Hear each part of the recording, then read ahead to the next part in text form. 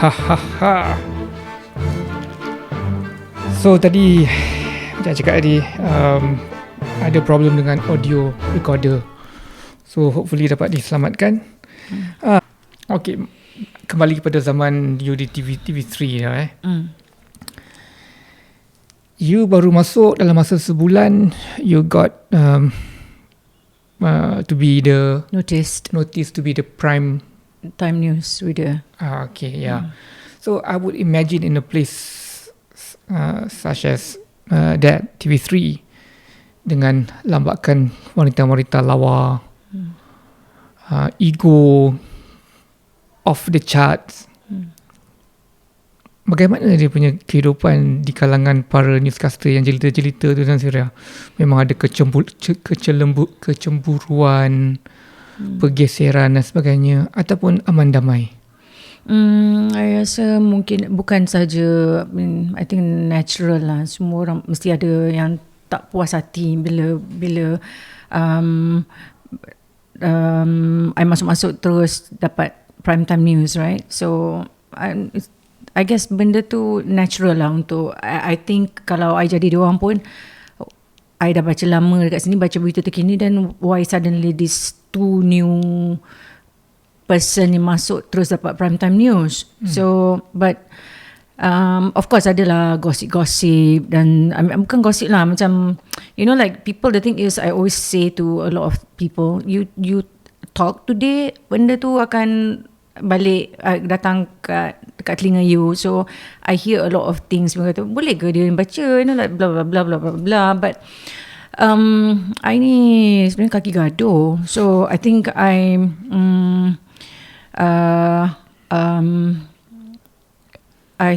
ada lah incident like macam I gaduh, macam like I confront like people. If did you say this, I jenis yang macam tu dulu lah. I think now would I do that? I don't know, but masa tu I jenis yang confront people when I hear if they say things, because but the thing is of course kalau orang suka you, ada juga orang yang benci you for every reason. Kadang-kadang I mean until today I hear things like, you know, like people say, my, like, you know, like my daughter Sarah, like we would say, like, you know, mom, ada kawan dia punya mak cakap she hates you, you know, like I said, siapa nama mak dia? I mean I tak kenal siapa. So orang akan benci kita just for no reason. They just hate you, you know, like. So I guess dalam masa back then dekat sana pun, I guess ada orang benci, ada orang tak suka for whatever reason, kan. So benda tu natural. And back then I suka confront. I remember even I rasa, because there was one time juga diorang ada this dia nak, you know, like semua pembaca berita kena rambut pendek, ada certain look macam cabin crew. So I memang jenis yang suka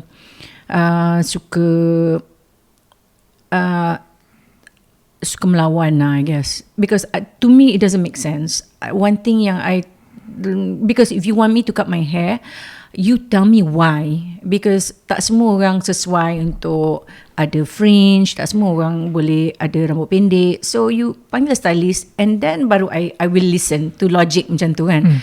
Kalau you just nak macam okay everybody kena potong rambut pendek macam cabin crew, pada I doesn't make sense. So I refuse to cut my hair.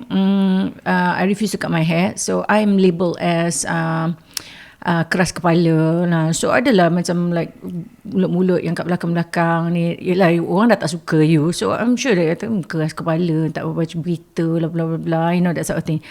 I confront dia orang di kalangan para pembaca berita. Yeah. So the thing is benda ni I guess it happens semualah tempat macam, you know, like people depan lain, belakang lain. So one of the things yang I don't like is people who are not honest, you know, depan lain, belakang lain. So I confront. So bila confront, it's not going to be nice, kan. Gaduh lah. But I bukan jenis gaduh yang tarik rambut ke apa. So I just confront, did you say this? Dan dia cakap apa? Dia ada dalam betul-betul, I can't remember sangat lah macam tu. As a result daripada you tak nak gunting rambut, apa jadi? So I kena schedule I punya roster tu. Dia bagi baca prime time news, like macam lebih kepada bulletin pagi, that sort of thing. So yeah, I guess benda tu a bit, I don't know whether it's right for me to tell the story because Ini dah lebih pada 12 tahun yang lalu.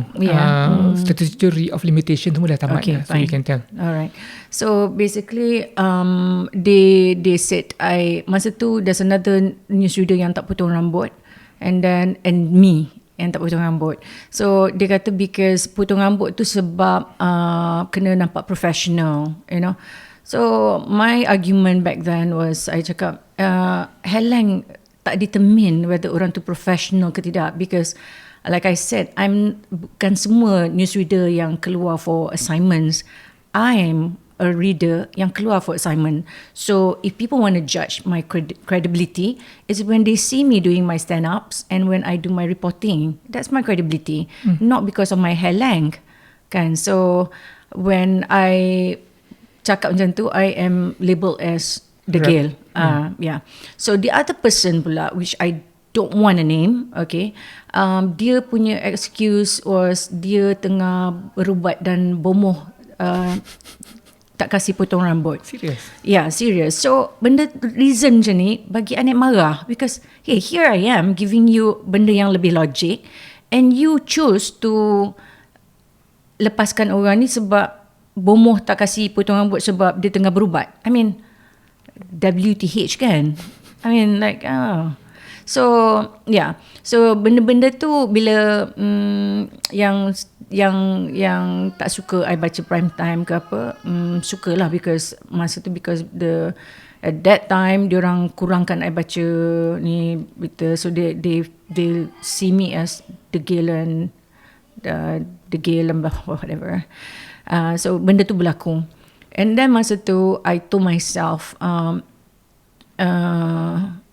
at that time, satu pengajaran yang I belajar, then masa tu juga I was like feeling macam really down, upset masa tu. I remember masa tu masa tu TV3 ada 24 hours punya news, and bila I kena baca pukul 4 pagi and all that, and bulan puasa, I remember masa nak sahur tu I was like crying because I feel like, why they're not fair, why is this injustice, kan?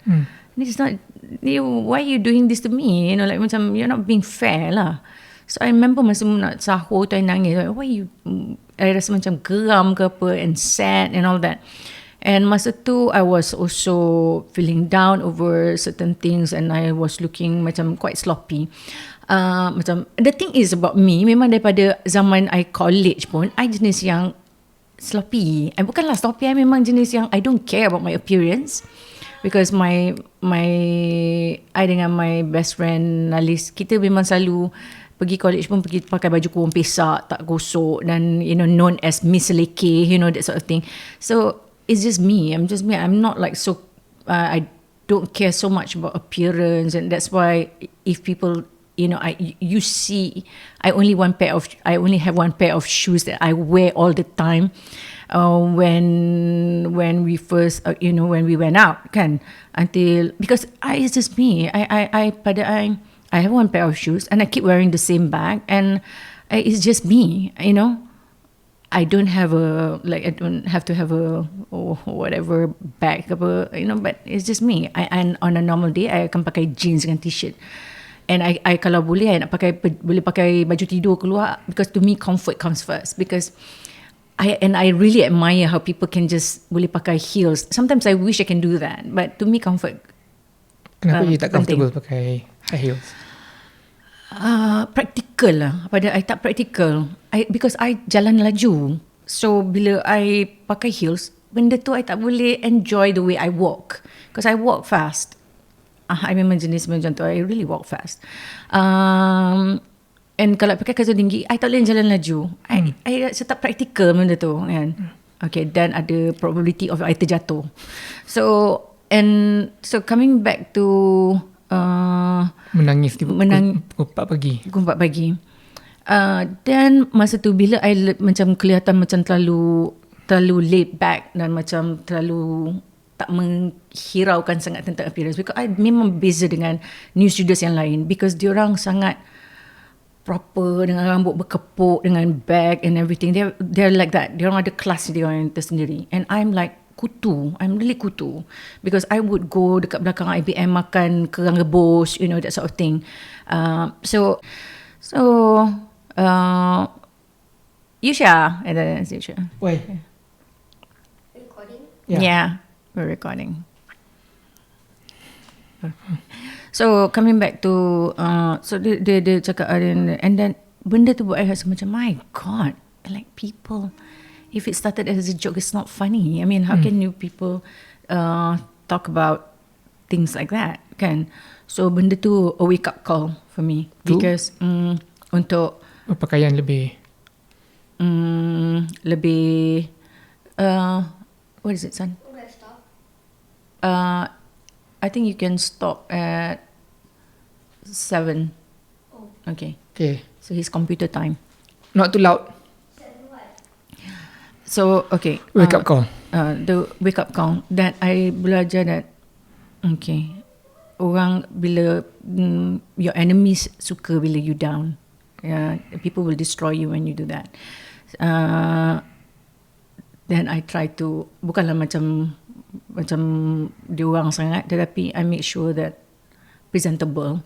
And also when I read the news at 4 a.m, I tunjuk macam I enjoy reading at 4 a.m.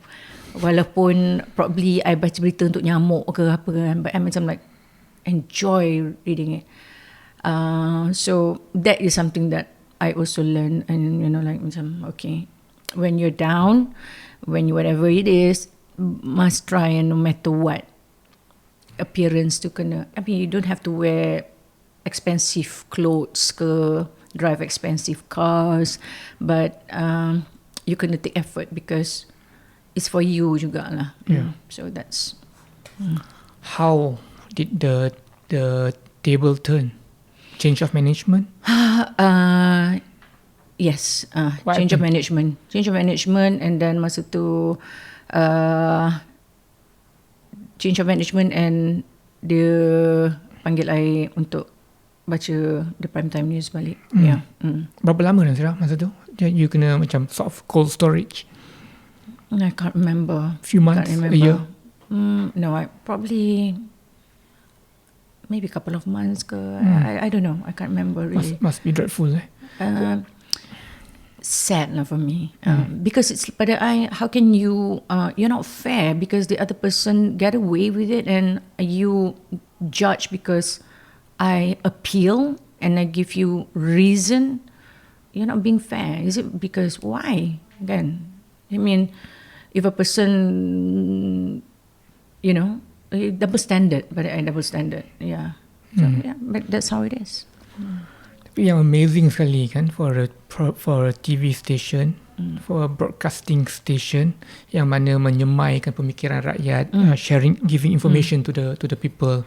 Then there you are, have bunch of people yang percaya pada hocus pocus mambo jambo bomo ni. I find it so ridiculous, and they believe in all this. Yeah, I think it's okay to believe in it, tetapi how extreme you want to believe in it, kan? Macam terlalu extreme, or I don't know, sampai macam the question is, okay, fine, the other person kata dia tengah berubat dan bomoh tak kasih potong rambut, tapi you must be fair to me. You kena accept I punya reason as well. But when you don't accept my reason and you choose to take that reason, apa dah it's injustice. Ultimately injustice. Sebenarnya, okay, dalam music industry, apabila ada pertandingan lagu ni kan, yang artis-artis lama bertanding, so apparently diorang di backstage ni ada kepercayaan bomo ni. So konon-konon dia ni bomo, dia tu bomo, dia ni. TV station pun ada benda tu dulu. Yeah. I think, yeah. No, this is a statement more than the question lah. I find it strange. No, not strange. No, but pada I it's okay if a person wants to believe in it. It's okay. Itu dia punya hak. Tetapi jangan menyusahkan orang lah. Jangan drag orang into it. Don't drag people. You want to believe whatever you want to believe. It's up to you. Tetapi don't drag and menyusahkan orang. I think that's what happened to me. Because you drag me into this and then you drown me as well. I mean, tak fair. So I became actually, at that time, I became a very angry person, actually. Angry. Mula sad, but angry. And then... do you still meet these people occasionally?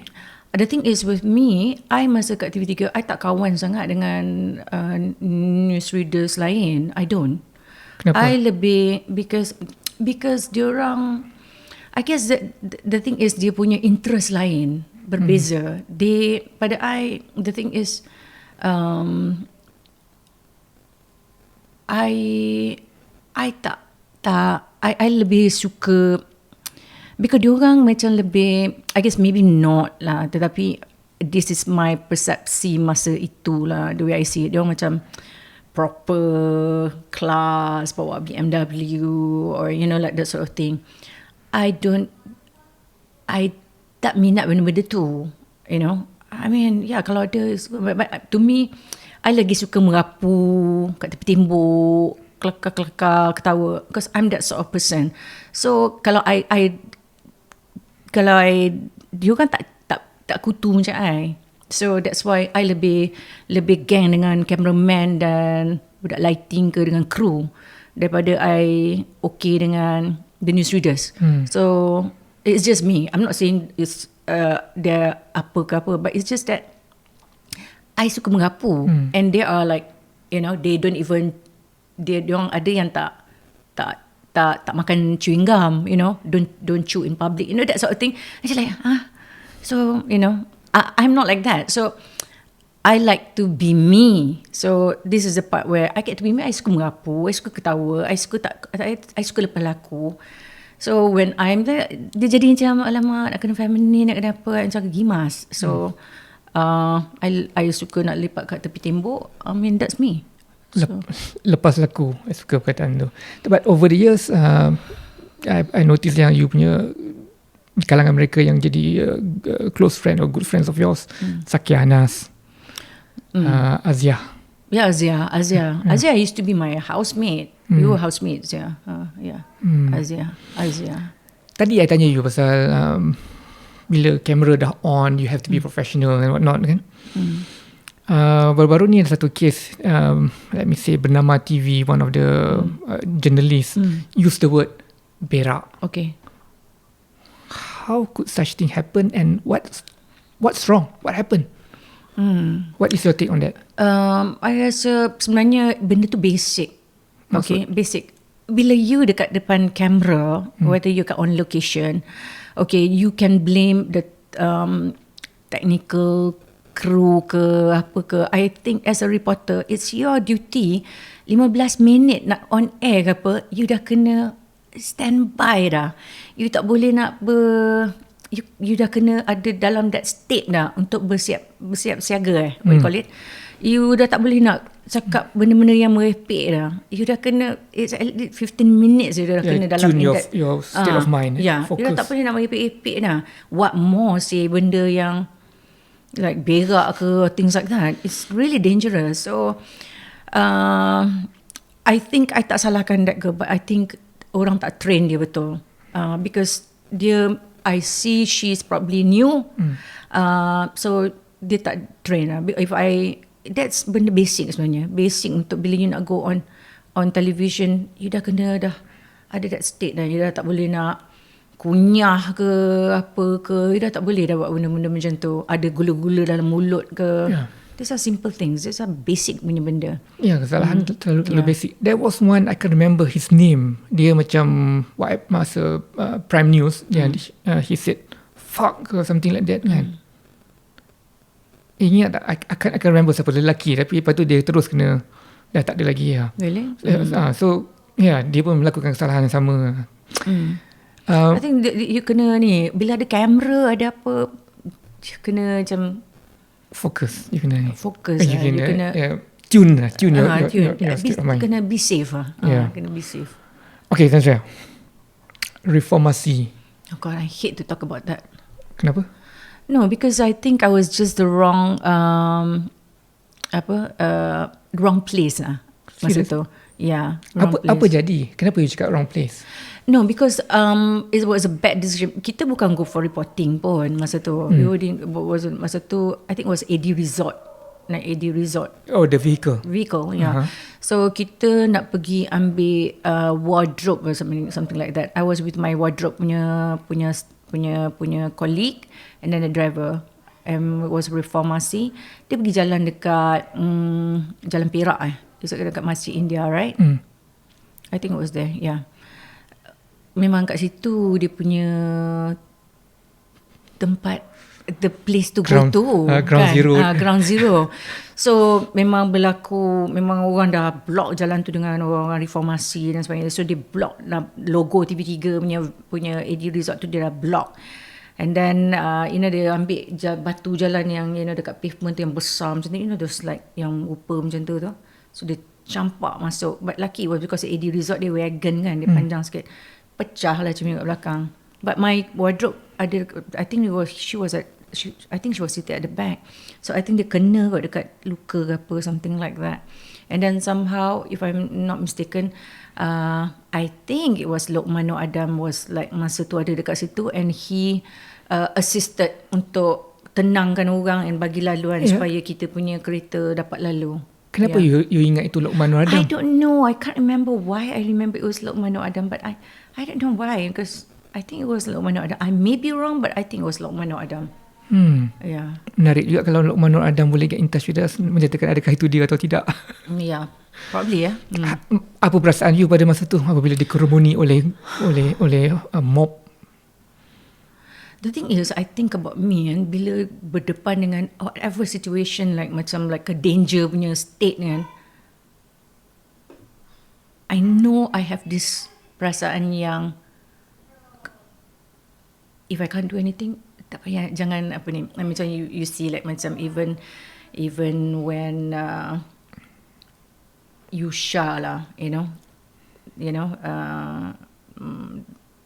our son Yusha, dia jatuh or muntah and I'm in the toilet, I don't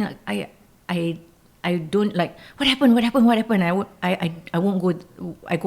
won't do that, because and I will just I am a mom, and mom punya first tindakan adalah reflex adalah untuk protect kan, tetapi I know if I panic I can't do anything.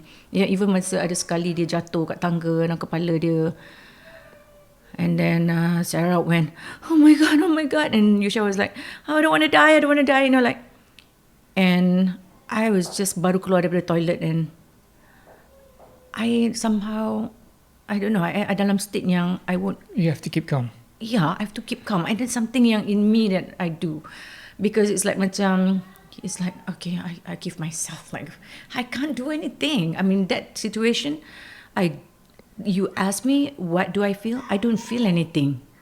I didn't feel scared. I didn't feel anything masa yang reformasi tu, when I was in the car, when there's a mob macam tu, and then, to me, I didn't feel anything. I just waiting. Masa tu, I was just waiting. What's going to happen next? What's You tak rasa yang you dalam keadaan danger? I don't feel anything. I didn't feel anything. How was the driver? I think he was panicked juga because he was driving kan. Only 3 of you in the car? Yeah, only 3 of us in the car. And the costume person? The wardrobe guy. The wardrobe girl. Yeah, wardrobe colleague. Dia panic? Can't remember. I don't know, because she was at the back. So. Tapi no. But when you look at the picture balik, I think somebody shared me a picture of it. That was like, wow. Scary. Scary. But after that, baru you notice how scary it was. Yeah, I mean, it was how dangerous it was. Yeah, how dangerous it was. Yeah. But when if you ask me how I felt back then, I don't know. I macam Okay. But knowing full well it was a TV3 car, and TV3 is not like Not like likable entity back Hated, then. yeah. Then you guys Yeah. nak juga lalu kawasan tu. It was bad judgment lah back then. Bad judgment. I wouldn't ask siapa punya judgment, who made the decision, but it was bad judgment. lama tak you rasa pada ketika kejadian tu berlaku? Ataupun sangat cepat, ataupun you rasa macam 1 minit, macam 1 jam ke? I think I dah masuk dalam twilight zone lah at that time. Actually. Muka orang macam zombie tak dekat cermin-cermin je. They were very angry. Probably they were very angry, like you know, like the side of the window. Probably. I don't know. I can't remember. Okay, I don't know that we can talk about this or not. But after the event ataupun prior to that event, you juga mengunjungi ke rumah Anwar Ibrahim. Oh yeah. You did?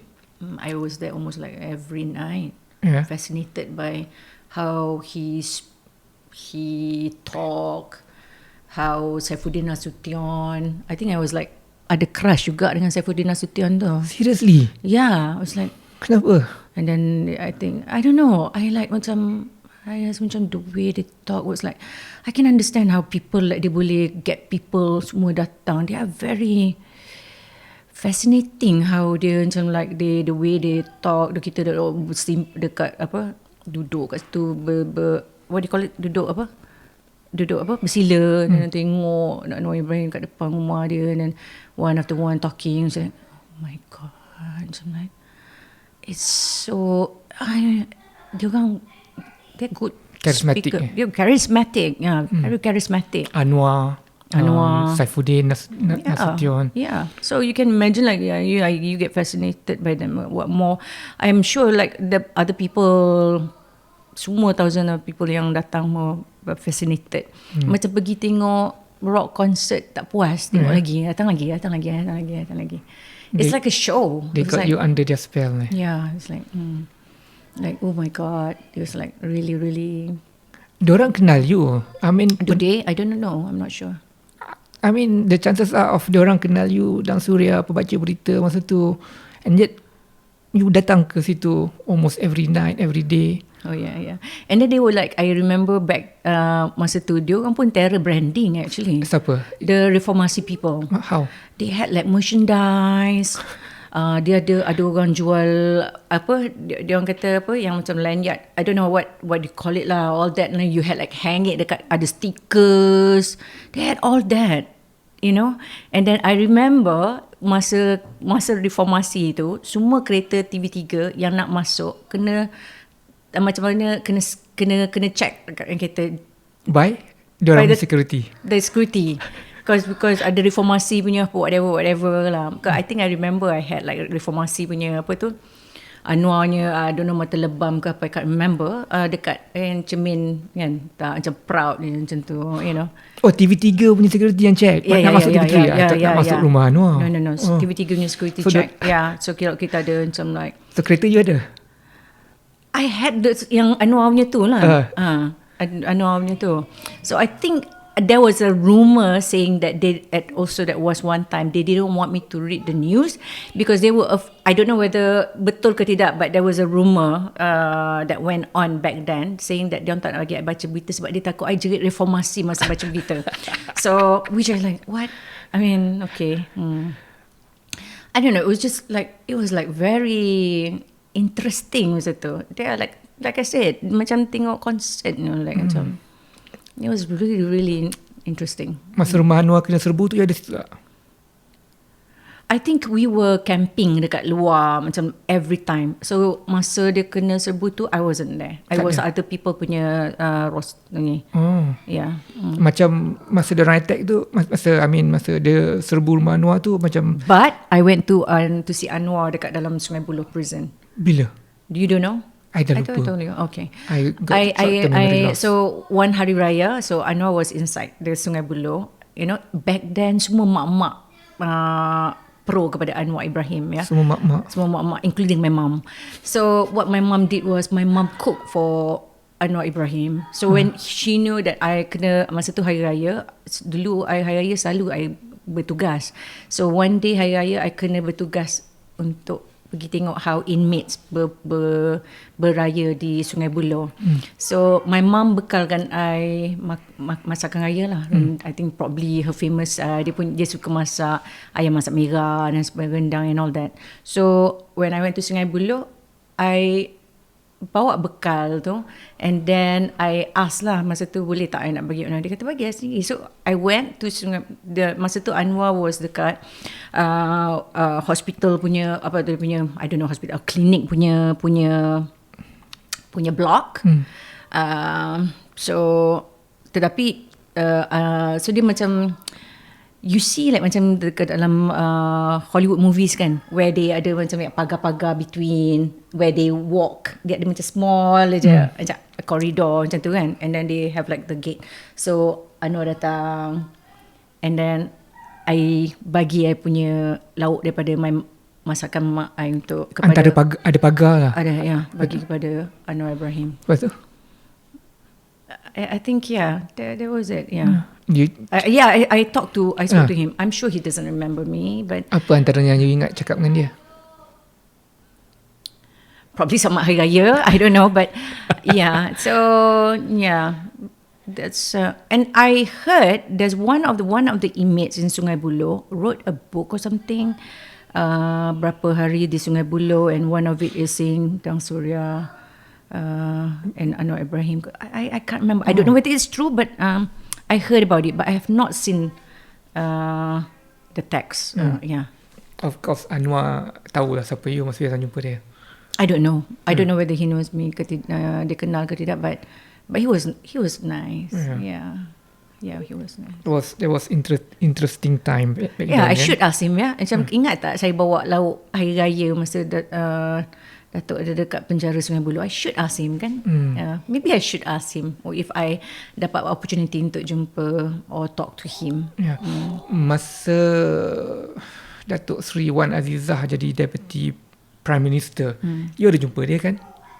You ada bertemu dengan dia. Yeah. And then you ada berbual dengan Wan Azizah pasal apa? Pasal baju ke or something like that?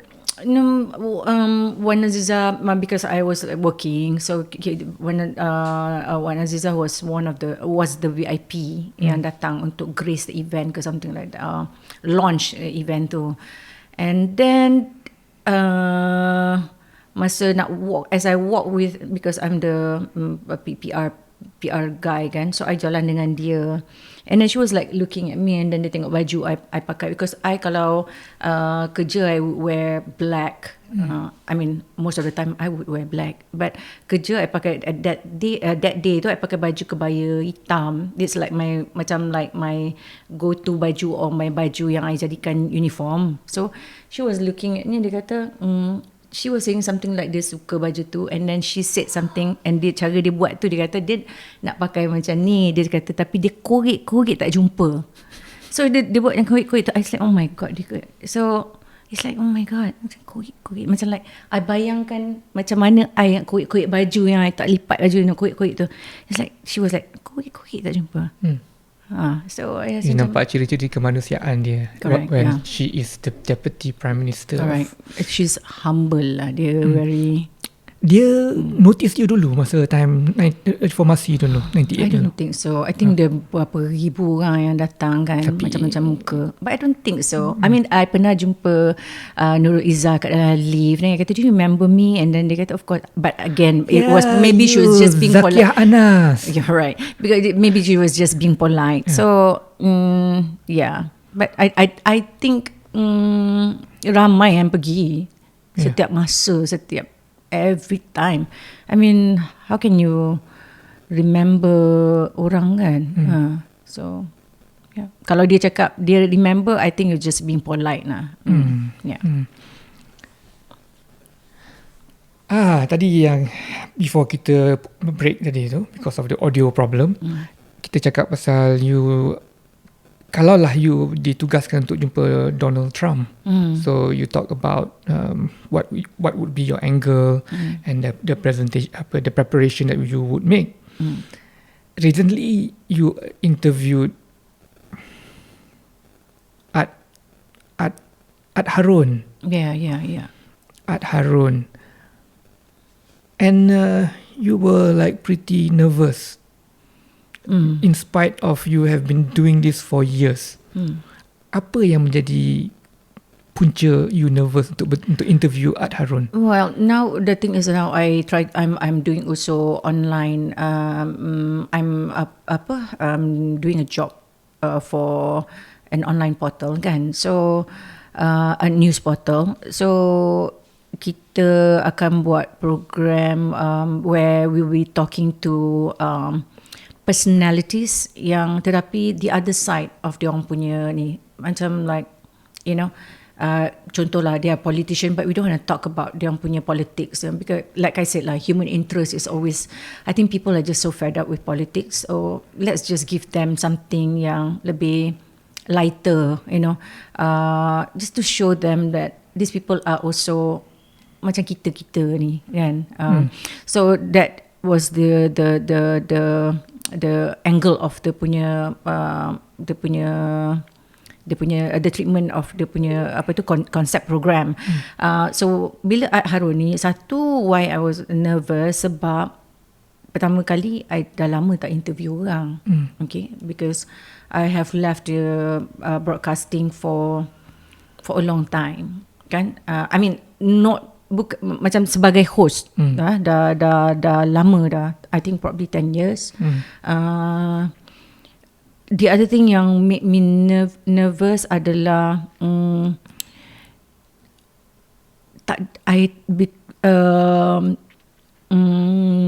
ada bahan banyak yang okay, Ad Harun is a speaker, lepas tu tetapi semua macam lebih kepada professional, dan kita nak go dia punya lighter side of Ad Harun. Benda tu tak ada dekat dalam, you can't really find it lah. Dia lebih kepada Ad Harun this, Ad Harun macam dia punya professional punya aspect, and he's a lawyer by profession. I mean like I said, macam the professionals ni macam kadang-kadang I feel macam I get intimidated somehow with them, because they're like macam pandai kan, macam like like that sort of thing. But the other thing is yang when I was interviewing him, I said Ad Harun ni dia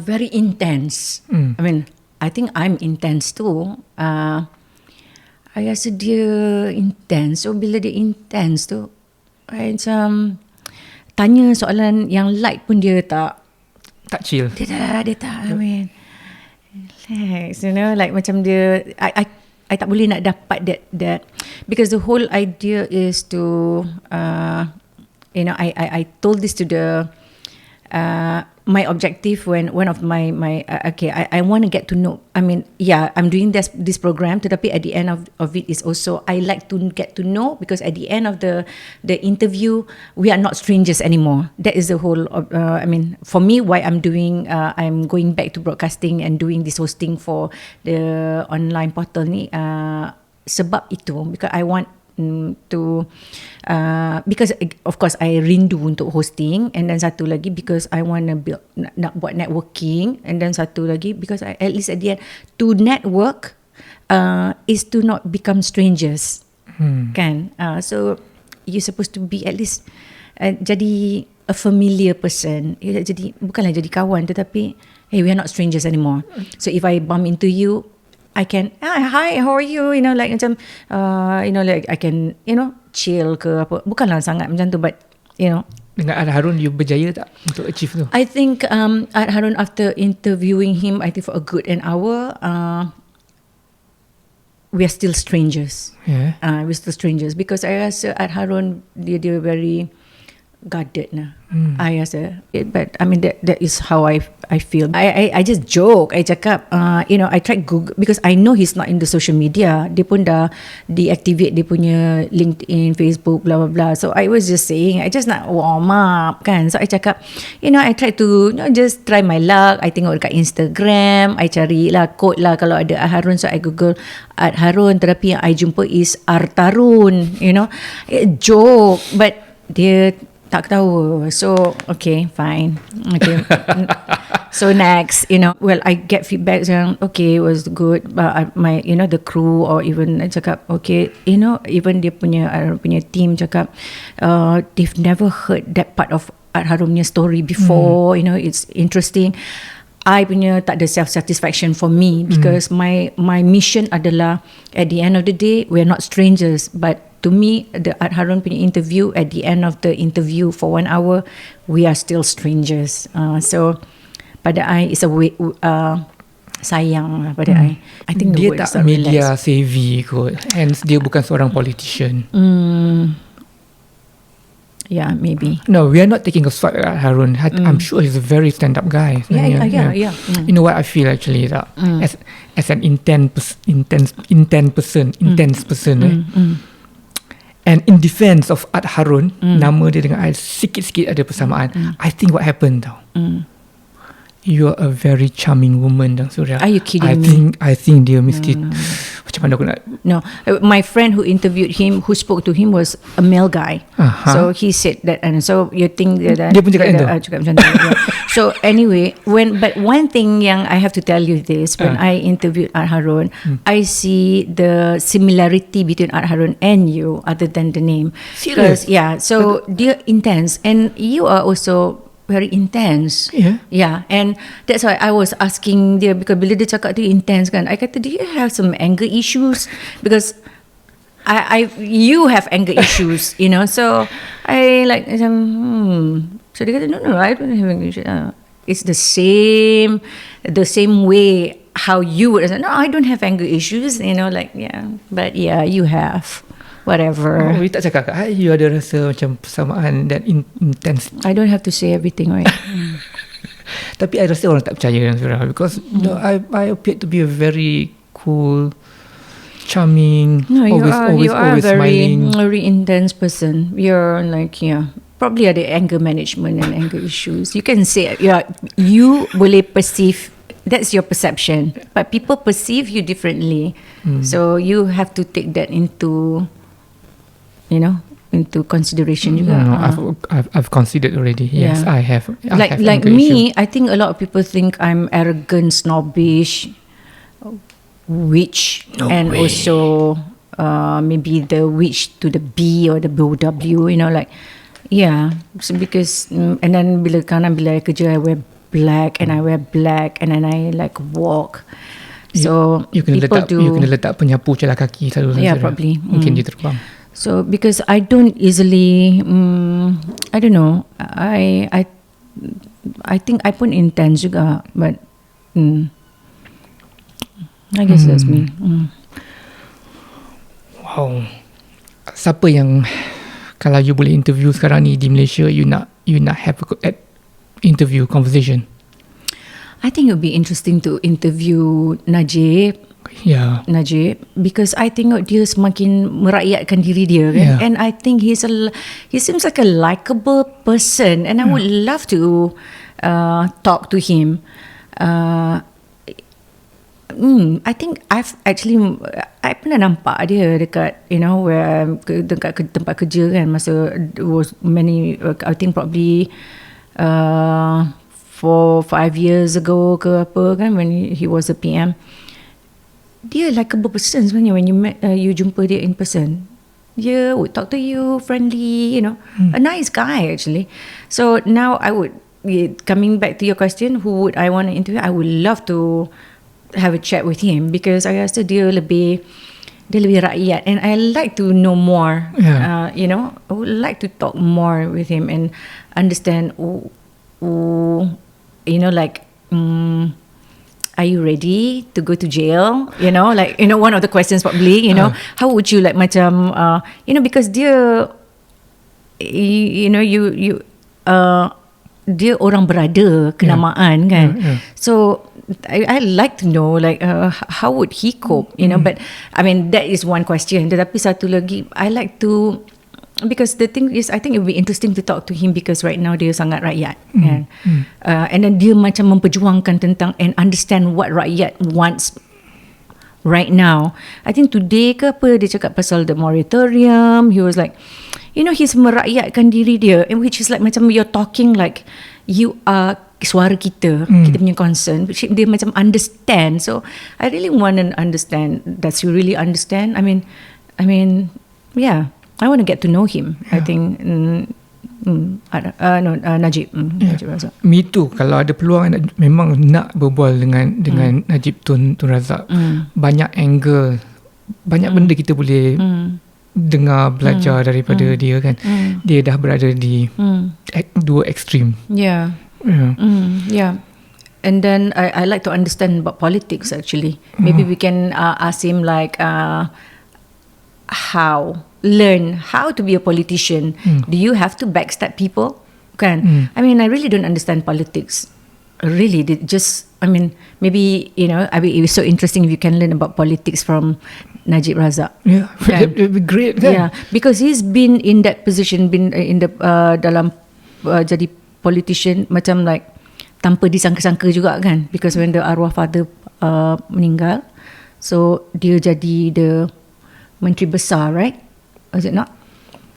I can't remember lah. Yeah, so he was like at a very young age juga mulanya. In his 20s dia jadi menteri besar, dia jadi member of parliament. Dia menang tanpa bertanding, if I'm not mistaken. So it would be interesting to learn how Malaysia punya politics from him. The man himself. The man himself. I also like to know hari yang dia lepas daripada election kalah kan. So they planned to go to, there was an aeroplane waiting for them. Allegedly. Kononnya. Pergi mana sebenarnya tu kan? I mean, I like to ask that. I mean, seriously, where you want to go? Kan? If kalau dia dapat naik aeroplane tu, kan? How? What? Kan? Betul. Dan macam mana perasaan dia malam tu bila tengok result yang macam tu, dan macam mana perasaan dia pagi besok tu apabila dia kena announce yang dia menerima kekalahan dia. In all fairness, dia memang gentleman dia dia and then I remember yang dia kena interview by, was it Al Jazeera? Yeah. I think kalau I jadi dia, I would like just walk away and or told this woman off like that, like how dare you, things like that kan. But dia macam dia masih lagi duduk balik and then masih lagi cakap lagi and try to compose diri dia kan. So yeah, you are right actually. I think he's a gentleman. I think he's a gentleman. And he could be kind. I see kindness in him actually. Dalam beberapa secondnya I dapat jumpa tu, I think he's a nice guy actually. I think he is a nice guy. I pernah jumpa Datuk Paduka Khairuddin the husband of Datin Umi Aida. I always mistaken nama dia dengan Raja Emma for some reason. So pada masa tu he was charged lebih kurang for terrorist economy or something.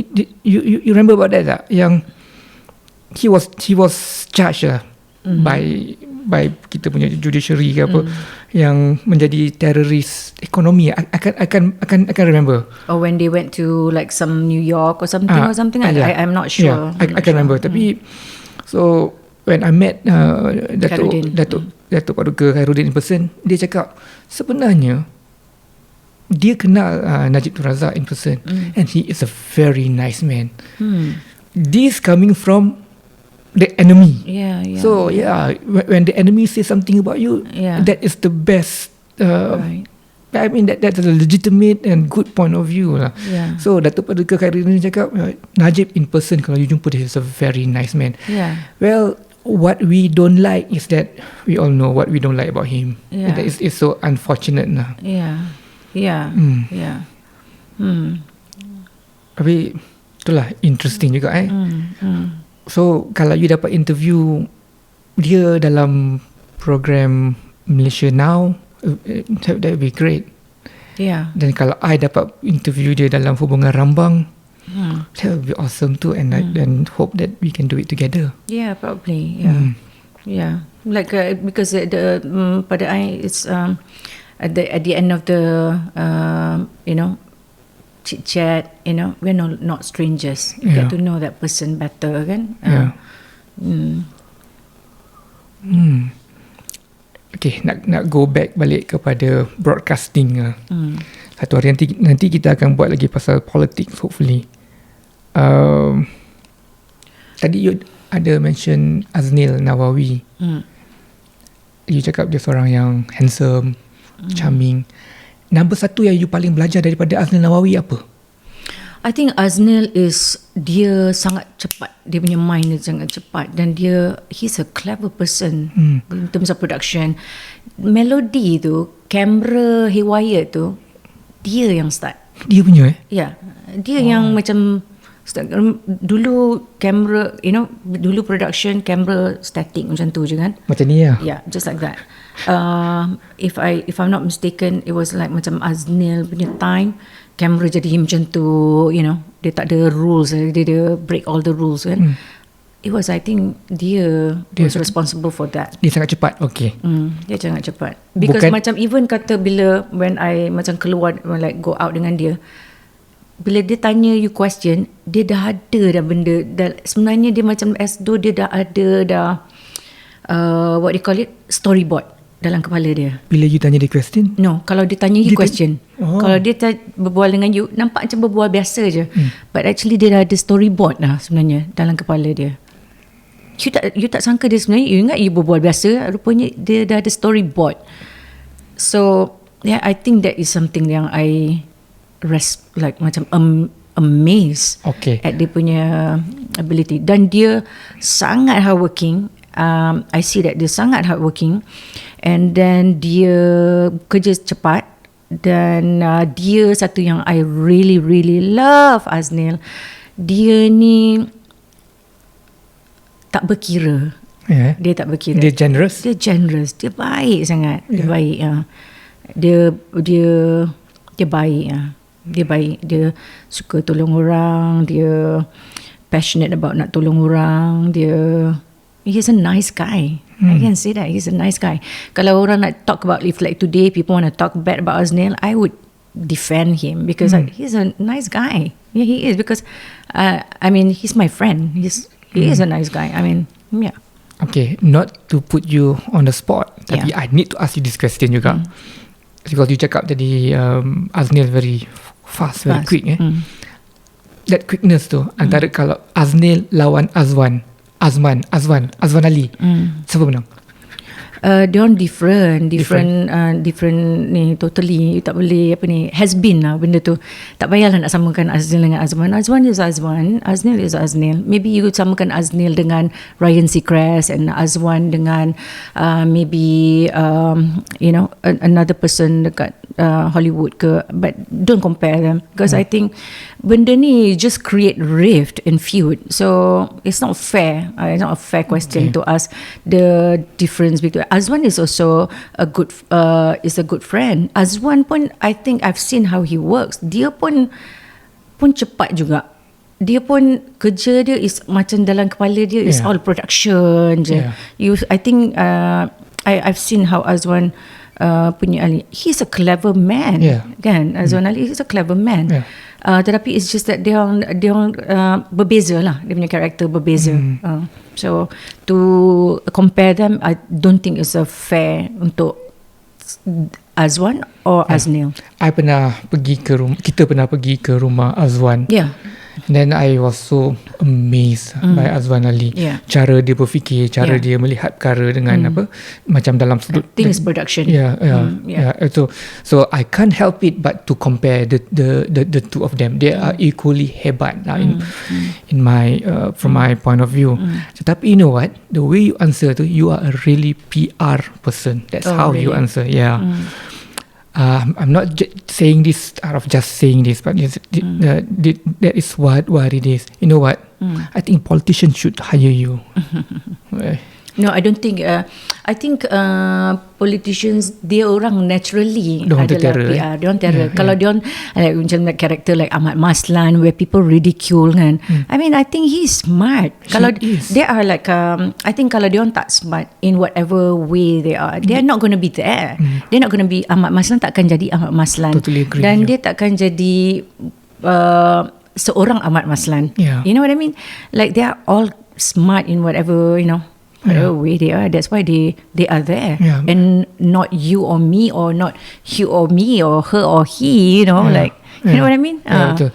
Tadi I baca on the news yang dia minta maaf atas dia punya kenyataan yang about only PhD je yang akan faham why the need of the PRU during COVID-19. Betul, dia cakap dia minta maaf sebagai anak orang miskin, anak penuri getah, dia takkan hina siapa-siapa. I'm paraphrasing from what I read from the news lah. Did he really say it? Probably dalam Twitter dia along those lines. I think tapi I mean kalau nak cakap anak dua getah ke, tapi okay. Tapi tanggang pun lupa daratan kan. So I think nak cakap pasal anak dua getah ke apa, but whatever. You can lupa daratan. Okay, going to tanggang sekejap ni, I got to detour for a bit. Siapa yang jahat, tanggang ke mak tanggang? I think it's just a misunderstanding. I think it's the wife or the family, wife in your family. Yeah, because tanggang behave like that because the pressure from the family, within the wife, ada certain nak kena jadi nak hidup. But I think if in a one version of tanggang nampak mak dia, tanggang rindu mak dia, and the kuih tu dia nak, dia macam like mak dia excited, and then the wife went like, you know, like high and mighty, and then tanggang had to sayang bini, so terpaksa. I think you want to blame, it's not tanggang or the mom, it's the dia punya support system dia. The wife is evil. Nothing personal lah, but to have a wife yang supportive, yang can elevate you, or even a husband that can elevate is very important. And you portray your wife wrongly, and then you might stand a chance to lose an election pun. I guess in the tanggang story tadi tu, you're right. I tak pernah terfikir pun yang sebenarnya probably the wife's family is the was the problem. You could be right, but until today, I rasa kan dalam kisah tanggang ni, mak dia jahat lah. Mak tanggang jahat. What kind of a mother would sumpah anak jadi batu? I don't think kalau anak-anak kita buat salah pun, you akan sumpah diorang jadi batu. No, you can't blame mak tanggang because you know why? Back then tak ada pakai motivasi yang untuk ajar how parenting is. Come on, itu natural instinct lah. No. Tanggang, kau tak ingat mak kau jadi batu? No. I tak usah nak cakap tanggang. I think parents, parents do. I mean even my mom ke apa, would say like ni. I think kadang-kadang I tanya dengan my friends, dia orang punya skrip macam lebih kurang sama je. Mak dulu macam cakap kecil-kecil tak nak mati, dah besar menyusahkan orang, and then ketuk dengan senduk ni sumpah jadi monyet. Ada benda tu. Tak payah nak pergi back then when tanggang punya days. Moms dia or parents punya parenting, they didn't know about a lot of things, how to be a parent. Dan I rasa sampai sekarang pun, I think there's no real formula to be a good parent pun. Try and error je. Yeah, I mean you just do your best. But macam mak tanggang pun probably itu je yang dia tahu. Dia tak exposed to a lot of things. Dia probably she didn't know how to read.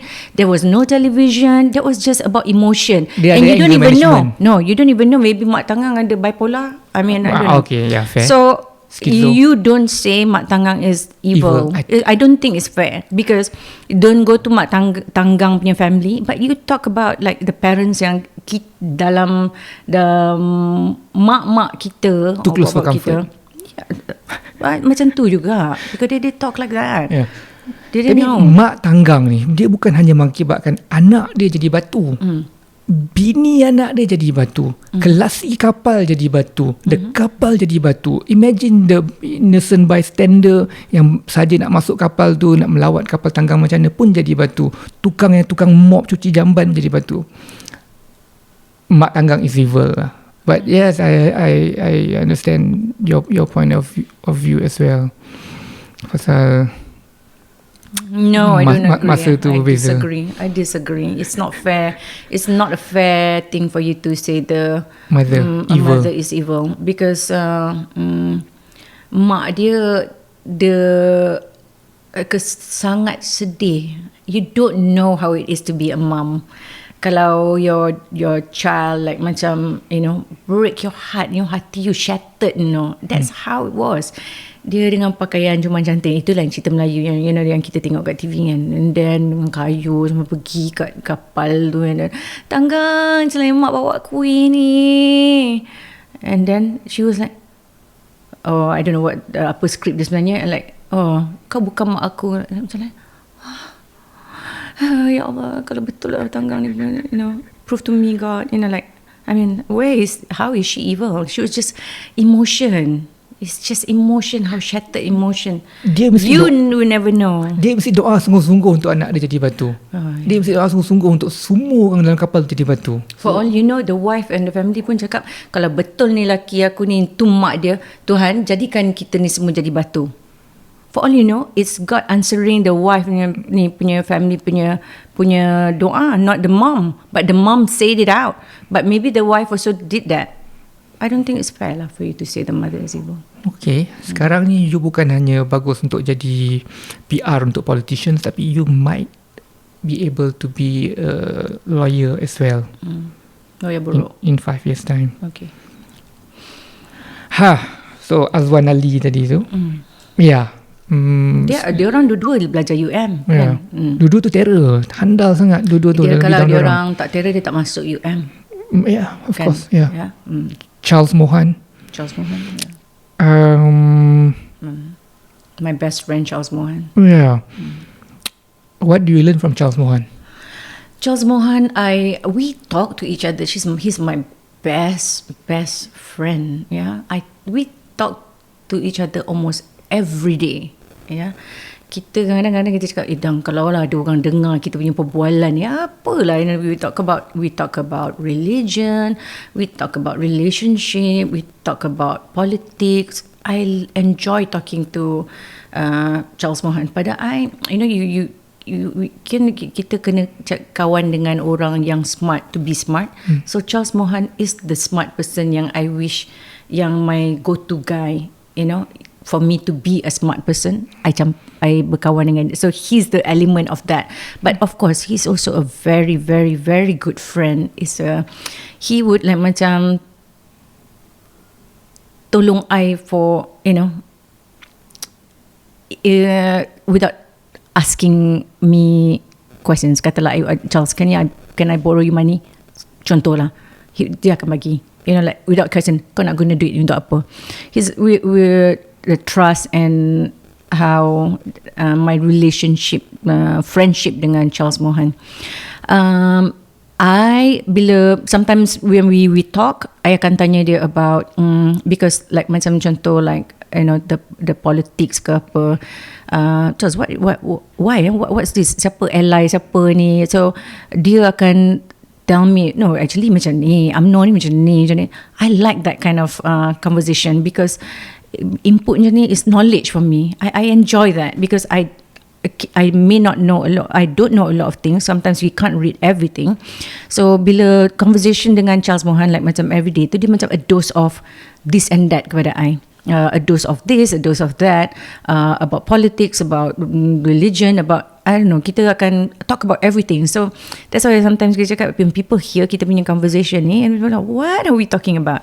And the thing is about, him being a Christian, kadang-kadang dia akan cakap, Dang, I will pray for you. I go to church dan I ada letak nama you untuk macam niat kan, untuk you and for Sarah. But he does that. And then kadang-kadang dia akan cakap, Dang, dah semayang ke belum? So the relationship or the friendship, respect. Kita respect dia punya religion, and then dia respect kita punya is being Muslim. This is what sebenarnya semua orang perlu ada sebenarnya. It's about respect, and you can have like, I don't have to believe in your God, you don't have to believe in my God, but it's just about blending in ke, if that's the right word for it kan, and just hormat je lah. Like I always say to the children, bila you keluar daripada pintu ni, religion ni is like, dalam kepala you. you can talk about it dalam rumah, but once you dekat luar, sama juga dengan politics. If you know about a person is a pro Pakatan Harapan, then the other one is the PI dengan what? Pakatan Nasional. Pakatan Nasional dengan PH, right? Pakatan Harapan. Yeah. So you don't like, oh, you mati-mati, you not tell them you punya stand is like this. So you just like, okay, you just be a listener aja. You don't have to give your point of view. Sama juga dengan religion. You don't talk about benda yang sensitive because no, your God is like, how can your God like this? No. Always, you don't do that. So my friendship dengan Charles tu because of kita ada respect, and trust, and able to say something yang like cakap macam Stranger Things kan, friends don't lie, so we don't lie to each other. Kalau dia apa ni, Charles, kenapa kau macam tu Charles, you know, like dia akan cakap Dang, kau macam ni. So we are honest with each other. I think that is the essence of kita punya friendship of Charles Mohan. So what do I learn from him? I learn a lot of things. So because dia pandai cakap Melayu, dia pandai about Islamic studies, dia tahu benda-benda tu kerana dia yang ajar. Kau tahu tak ni pasal ni, because he studied that. So history. So yeah, I love talking to Charles because macam tu lah, you know, I'm not smart, so I campur dengan orang yang smart. So Charles is the one of those people yang, you know, like a friend yang would do that. So I enjoy talking to him, and then, you know, yeah, it's interesting. Okay, I forbid you from seeing Charles ever again. You're right.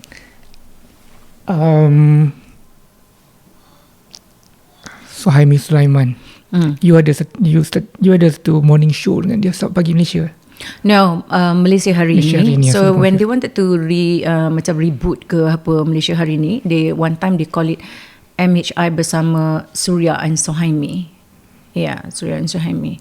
So yeah, we did that for a bit lah. I can't remember for how long, but that was the show. Macam mana chemistry antara you dengan dia, you rasakan? I think it was alright. It was okay. It was okay lah. But the thing is, masa tu I don't really enjoy doing Malaysia hari ni sangat. I think dia macam I don't know, maybe kadang-kadang bila you buat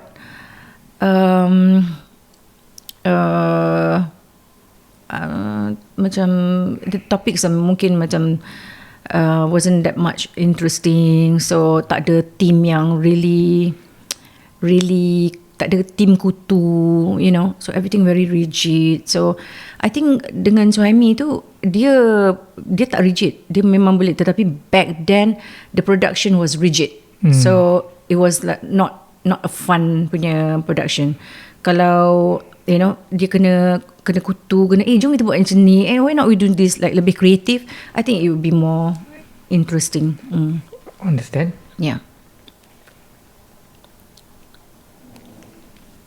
You tahu tak, masa I umur 12 tahun, kita orang satu family pergi ke Cameron Highlands. Dan salah seorang kita family trip lah dengan my father's friends as well, their families as well. So salah satu uncle ni I kenali dulu, dia bawa kereta Suzuki something. Nama dia Razi. Nama anak dia adalah Ras Adiba. Oh, really? So okay. Yeah, kita orang pergi ke Cameron Highland, satu family. It was the only time I pergi kepada Cameron Highland because I muntah darah naik atas Cameron Highlands. I've never been to Cameron Highlands. We should go one day selepas COVID-19. So itulah tu kali pertama I jumpa Ras Adiba Razi, and then eventually dia jadi newsreader. Oh, betul, kita ni family cakap, ni anak Uncle Razi. Okay. Dan sekarang dia telah mencapai, dia jadi senator kan? Yeah. Not about her. What do you think about seorang yang macam dia menjadi senator? Why not? Apakah yang sepatutnya, not about her, apakah yang patutnya menjadi perjuangan dia? I think dia represent the OKUs kan. So I think that's why dia diletakkan for that position. Yeah. Then I see. Yeah. Not so much of because of dia celebrity ke apa. No, because dia dah buat banyak kerja-kerja amal untuk membantu OKU. So dia represent that the group. Yeah. Okay, last subject matter. 7 years ago probably, when kita Google trend, your name antara top 3 yang paling di Google pada satu ketika. Tak salah nombor 1 adalah Whitney Houston. Whitney Houston meninggal dunia pada hari sekitar time-time tu. It was because on air. Yeah. Looking back, do you think that you would want to justify or you regret, or how do you feel about that time of on air? I think I understand because satu on air tu dia reality show, yeah. So when I was made one of the judges untuk judge untuk program tu, masa tu dekat Johor. Okay, so to me, one thing, like I said, maybe I think I would regret sebab maybe being terlalu blunt. I think the thing is about me, I'm blunt. I can be blunt, but being too blunt kadang-kadang kan. Because masa tu but the thing is I understand, I tak salahkan, because the thing is it's a reality show. It needs drama and all that. So what happened was the final product tu telah diedit, benda-benda yang edit tu to make me look very bitchy ke apa kan. I understand, I'm okay with it. Tetapi reality apa yang berlaku ketika di Johor tu, you see, ramai orang yang nak jadi TV host ke, untuk menjadi personality TV. So what happened was, some of them diorang dah pergi audition dekat KL. So bila on air tu move to Johor, masa dekat KL panel judges dia lain. Okay, so bila diorang datang, so judge kata masih belum lagi dek, boleh practice lagi mungkin ada. So basically masa dekat KL tu diorang gagal, but the judges ketika itu berlapik. Okay, so what happened, the same group of people ni pergi kat Johor mengejar impian lah.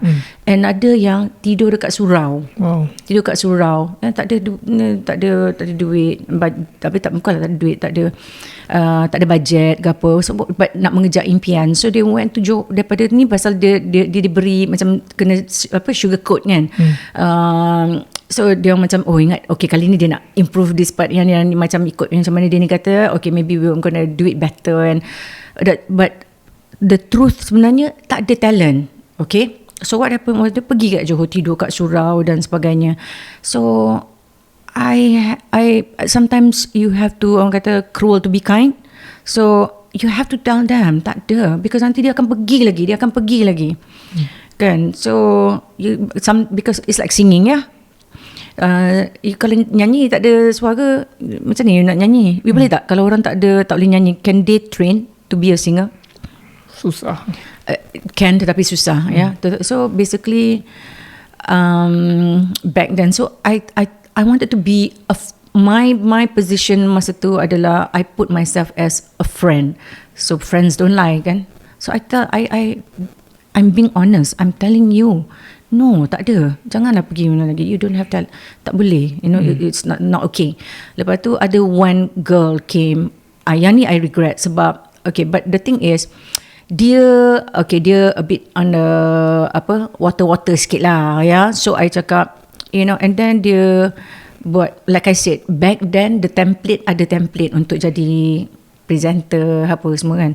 So I kata, what the things yang I cakap, I kata to be a TV host ni, why don't you go for English class, you groom, luruskan badan semua.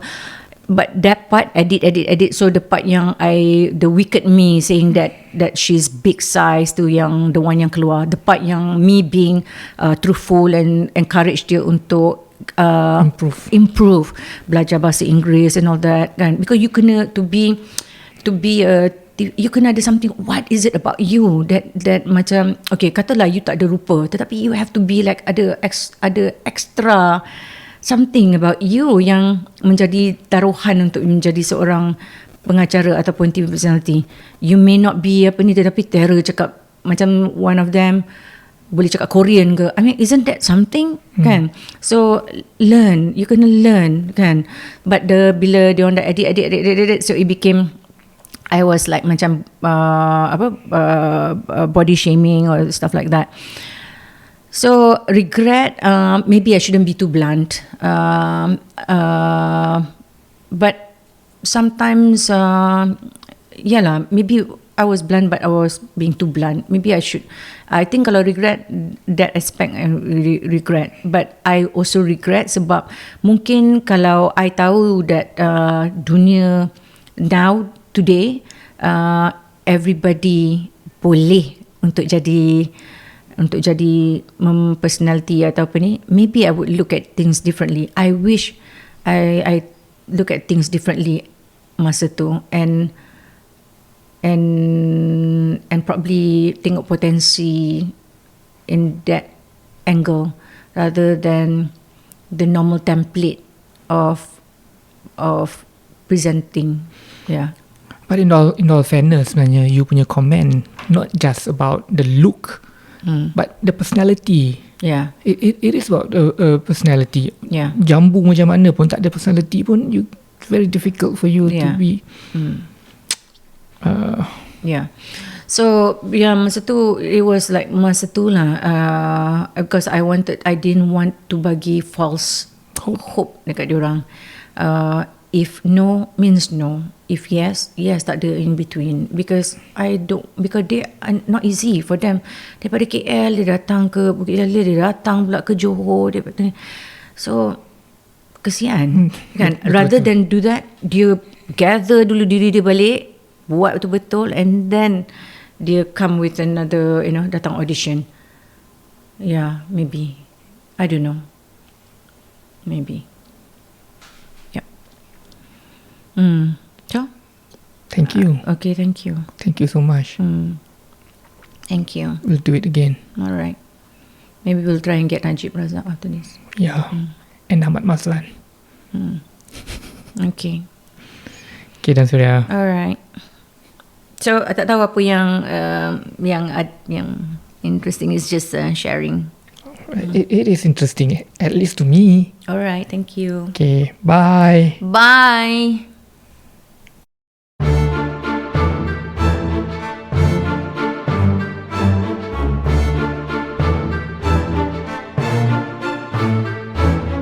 Anda yang belum subscribe lagi, saya harap sudilah hendaknya anda subscribe agar menjadi pendorong untuk saya meneruskan menjalinkan hubungan rambang.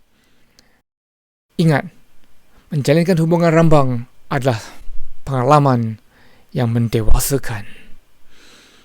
Jeng jeng jeng. Ingat, menjalinkan hubungan rambang. Ingat, menjalinkan hubungan rambang adalah. Ingat, menjalinkan hubungan rambang. Ingat, hubungan rambang adalah asas kepada kedewasaan.